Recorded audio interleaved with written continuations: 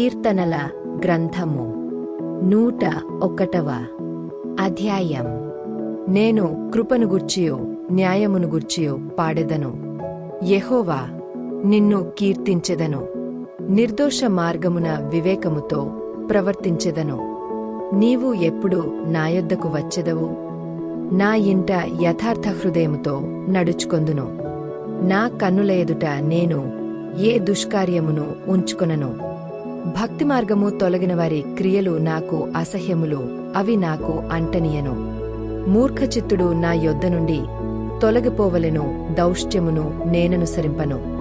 తమ పొరుగువారిని చాటున దూషించువారిని నేను సంహరించెదను. అహంకార దృష్టిగలవారిని, గర్వించిన హృదయము గలవారిని నేను సహింపను. నా యొద్ద నివసించున్నట్లు దేశంలో నమ్మకస్థులైన వారిని నేను కనిపెట్టుచున్నాను.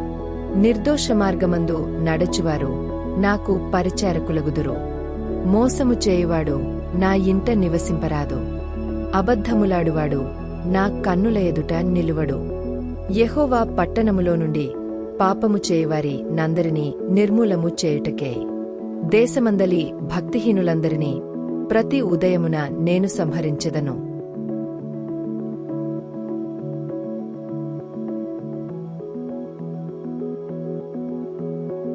ఈ వాక్యం మీ హృదయాన్ని బలపరిస్తే లైక్ చేయండి, షేర్ చేయండి మరియు మా తెలుగు బైబిల్ ఛానల్ను సబ్స్క్రైబ్ చేయండి. మీ ప్రార్థన అభ్యర్థనను మాతో పంచుకోండి.